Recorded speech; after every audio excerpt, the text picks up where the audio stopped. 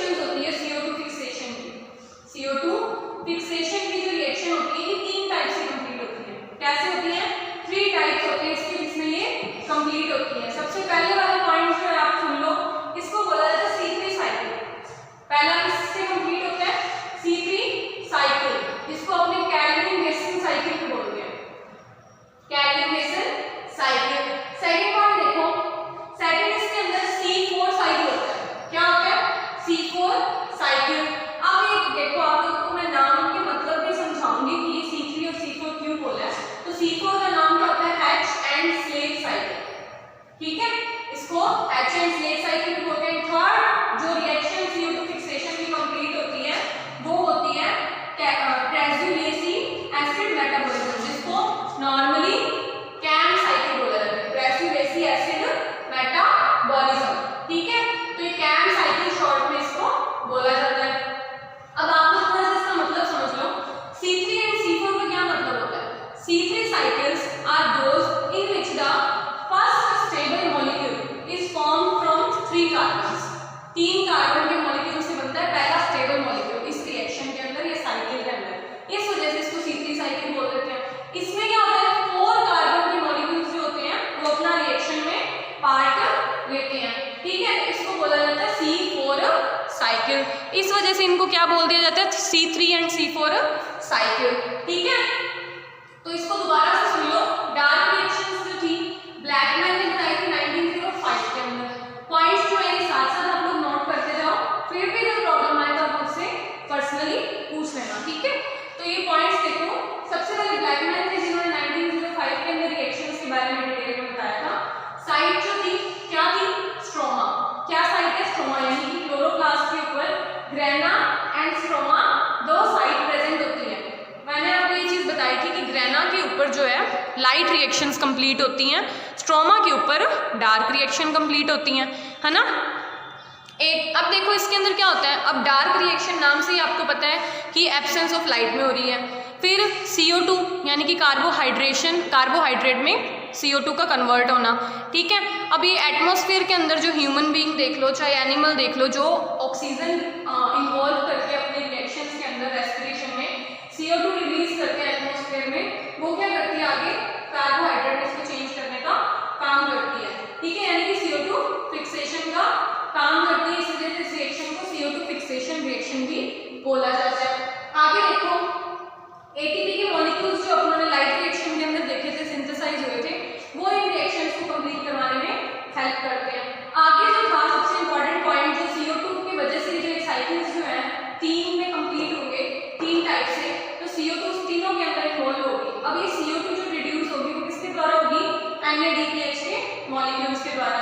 अब NADPH तो आपको पता ही है कि अपन 2 हाइड्रोजन के मॉलिक्यूल्स यूज करके NADP से NADPH+ में कन्वर्ट किया था, ठीक है। तो C3 cycle, C4 cycle and CAM cycle तीनों जो है ये अपनी डार्क रिएक्शन जो है उसको कंप्लीट करवाने में हेल्प करेंगे। अब अपने एक एक करके इन तीनों को समझने की कोशिश करते हैं। सबसे पहले अपने स्टार्ट करते हैं C3 साइकिल से, जिसको अपनों ने क्या बोला है, कैल्विन बेसन साइकिल। सो C3 साइकिल से अपने स्टार्ट करते हैं, जिसको कैल्विन बेसन साइकिल बोला जाता है। देखो C3 साइकिल जो होता है इसके अंदर कैल्विन और उसके कुछ कोवर्कर्स थे जिन्होंने 1946 से लेके 1953 के बीच में डिस्कवरी की थी।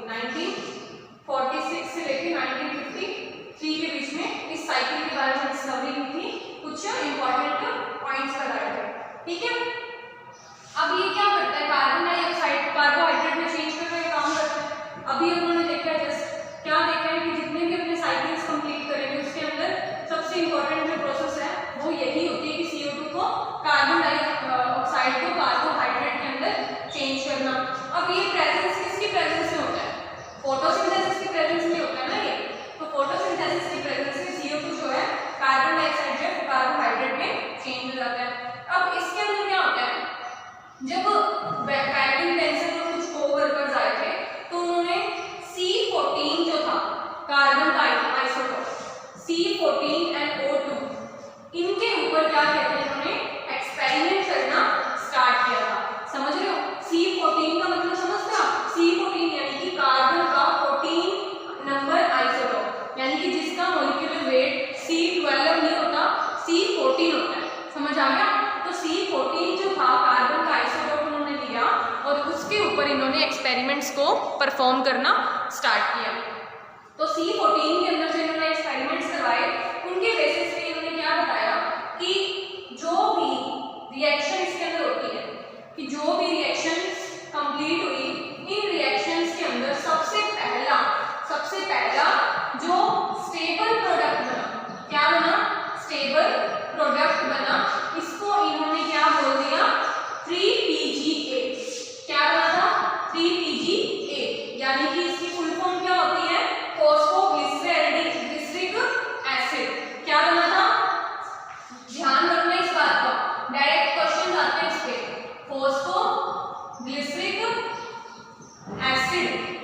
Glyceric acid.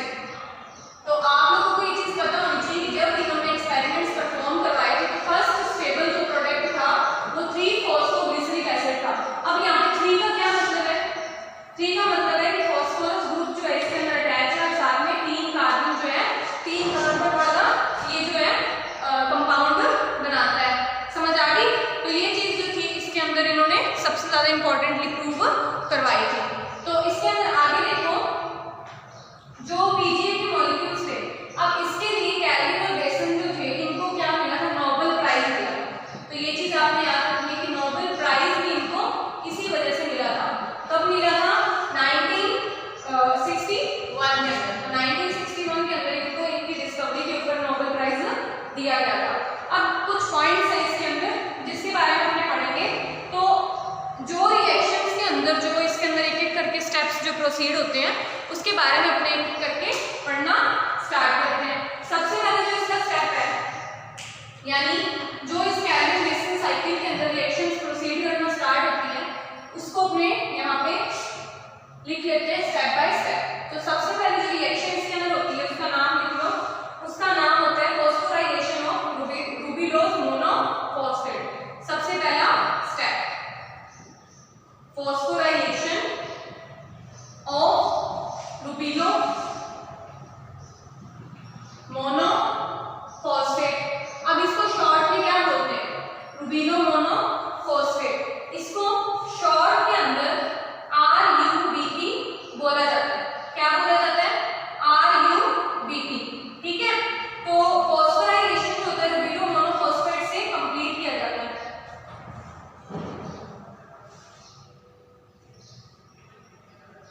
देखो इसके अंदर कंप्लीट जो प्रोसेस होती है इसके अंदर सबसे पहला जो स्टेप है इसके अंदर होता क्या है? स्टेप बाय स्टेप अपने देखना स्टार्ट करते हैं। ये जो प्रोसेस होती है इसके अंदर प्रोडक्ट होता है एक जो 6-राइबोलोज 5-फॉस्फेट होता है। क्या होता है? साइकिल बनाना जब अपने स्टार्ट करेंगे तो उसके अंदर ये चीजें अपने कंप्लीट करेंगे। तो पहले अपने साइकिल बना के फिर देख लेते हैं कि इसके अंदर स्टेप बाय स्टेप ये रिएक्शंस कैसे कंप्लीट होती हैं। ये सामने जो आपको चार्ट दिखाई दे रहा है ये एक साइकिल है जिसको अपने C3 साइकिल बोलते हैं। क्या बोलते हैं? C3 cycle. कैल्विन बेसन साइकिल बेसिकली इसको बोला जाता है। तो C3 साइकिल के बारे में अपने ये आपको सामने चार्ट दिख रहा है, पहले इसके बारे में पढ़ लेते हैं, उसके बाद में अपने एक एक करके हर एक स्टेप को डिटेल में पढ़ेंगे। सबसे पहले क्या होता है यहाँ पे जो आपको सामने रीओरिजिन ऑफ रूबिस्को दिखाई दे रहा है। रीओरिजिन ऑफ रूबिस्को सबसे पहले इसके अंदर क्या होता है कि यहाँ पे राइबोलोज 5 मोनोफॉस्फेट के 6 मॉलिक्यूल प्रेजेंट होते हैं। किसके? राइबोलोज 5 मोनोफॉस्फेट। फॉस्फेट के कितने मॉलिक्यूल प्रेजेंट होते हैं? 6 मॉलिक्यूल्स यहाँ पे प्रेजेंट होते हैं जो आगे फॉस्फोराइलेशन प्रोसेस जो होती है इसके ऊपर कंप्लीट होती है, यानी कि फॉस्फेट के मॉलिक्यूल इसमें ऐड होके फिर आगे ये प्रोसेस कंप्लीट होती है। देखो बच्चों काफी ज्यादा इंपॉर्टेंट प्रोसेस है। अगर आप लोग चाहो तो इसे इजीली भी समझ सकते हो, बर्डन ना लेके दिमाग पे। इसके अंदर क्या होता है ना कि ये जो आप एक एक करके जो ये नाम पढ़ोगे ये सारे केमिकल कंपोजिशन है। प्लांट्स के अंदर केमिकली ये वर्क करते हैं। तो इनको आपको डायरेक्ट ऐसे बोल दो कि 3 से 4 बार आपको खुद बनाना पड़ेगा साइकिल, उसके बाद में आपको ये चीजें लर्न होगी। ठीक है, तो इनका मीनिंग जो है मैं आपको कोशिश कर रही हूँ साथ साथ बताने की, पर कुछ चीजें ऐसी हैं जिसको आपको डायरेक्ट ही याद रखना पड़ेगा। जैसे राइबोलोज 5 मोनोफॉस्फेट है तो इसके कितने मॉलिक्यूल यूज होते हैं? 6 मॉलिक्यूल। ठीक है, आगे फर्दर फॉस्फोराइलेशन ये प्रोसेस कंप्लीट करवाते हैं। तो इसके अंदर क्या होता है? इसके अंदर जो था 6 ADP के मॉलिक्यूल्स जो है वो ATP में कन्वर्ट होते हैं। किसमें कन्वर्ट होते हैं? ATP के मॉलिक्यूल्स के अंदर कन्वर्ट हो जाते हैं। ये प्रोसेस जो है इनको आपको एक एक करके समझना पड़ेगा। इसके बाद में देखो क्या होता है कि जब फॉस्फोराइलेशन की प्रोसेस हुई, क्या हुई? राइबोलोज 5 मोनोफॉस्फेट। मोनोफॉस्फेट का मतलब यहाँ पे एक फॉस्फेट ग्रुप ऐड है। मोनोफॉस्फेट यानी सिर्फ एक फॉस्फेट ग्रुप ऐड है, वो भी 5th पोजीशन के ऊपर। अब इसके अंदर जो फॉस्फोराइलेशन हुआ, फॉस्फोराइलेशन यानी कि एडिशन ऑफ फॉस्फेट। तो जब फॉस्फोराइलेशन हुआ तो इसके अंदर क्या हुआ? ये जो राइबोलोज आपको 5 मोनोफॉस्फेट दिखाई दे रहा है ना, ये किसमें कन्वर्ट हो गया? 1,5-बाई-फॉस्फेट। किसमें? 1,5-बाई-फॉस्फेट। अब यहाँ पे आपको क्लियर हो गया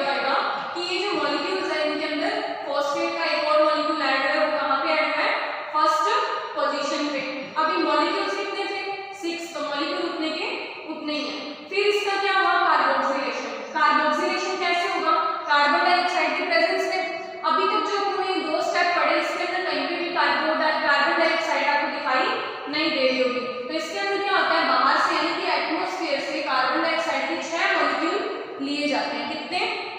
6 मॉलिक्यूल्स लिए जाते हैं कार्बन डाइऑक्साइड के जब फोटोसिंथेसिस की रिएक्शन होती है, और 6 मॉलिक्यूल्स ही H2O के लिए जाते हैं। उसके बाद में क्या होता है, ये कार्बोक्सिलेशन के अंदर जो 1,5-डाइफॉस्फोग्लिसरॉल फॉस्फेट था, इसके अंदर ये आगे प्रोसेस होती है, क्या करती है, किसमें कन्वर्ट कर देती है, फॉस्फोग्लिसरिक एसिड के अंदर इसको कन्वर्ट कर देती है। अब इसके कितने मॉलिक्यूल्स बनते हैं? 12 मॉलिक्यूल्स। कितने बनते हैं? 12 मॉलिक्यूल्स जो होते हैं वो बनते हैं। समझ आ गया?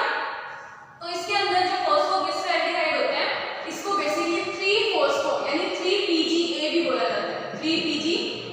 अभी मैंने आपको बताया था कि जब इन्होंने साइंटिस्ट ने इसके बारे में डिस्कवरी की तो इन्होंने ये चीज बताई थी कि first stable product which is 3PGA in the reaction of C3 cycle. तो ये चीज आपको याद रखनी है।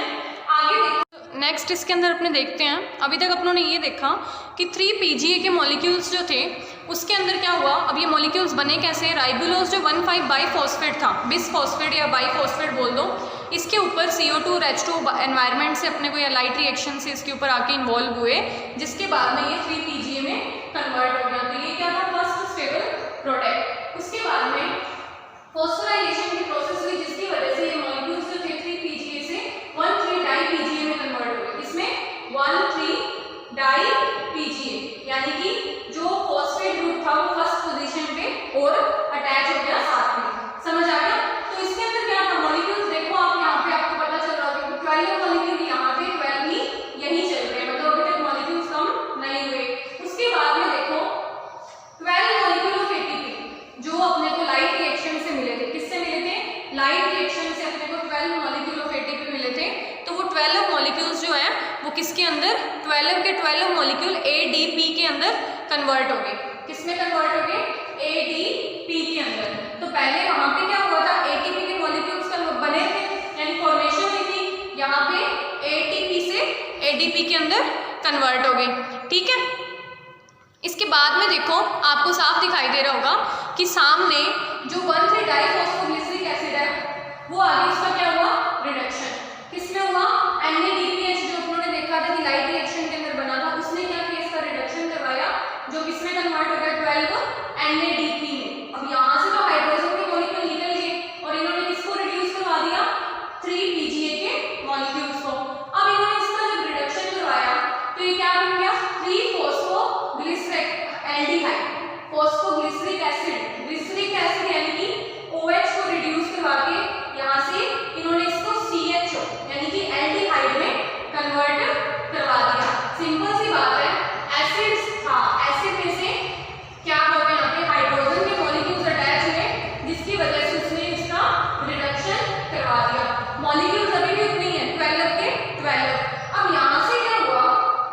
12 में से 2 मॉलिक्यूल्स जो थे वो आगे ग्लूकोज की प्रोसेस बनाने में चले गए। अब ये ग्लूकोज कैसे बना है यहाँ पे, इसके बारे में भी आपको मैं नेक्स्ट लेक्चर में डिटेल में बताऊंगी।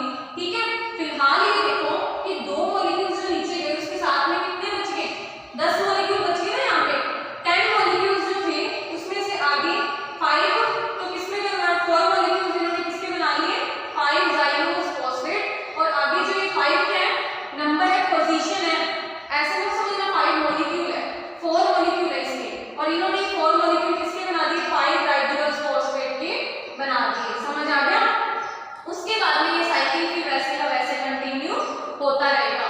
समझ आ गया? तो यहाँ पे जो आपको मैंने साइकिल बताया है, ये साइकिल मैं नेक्स्ट लेक्चर में step by step with reactions करवाऊंगी।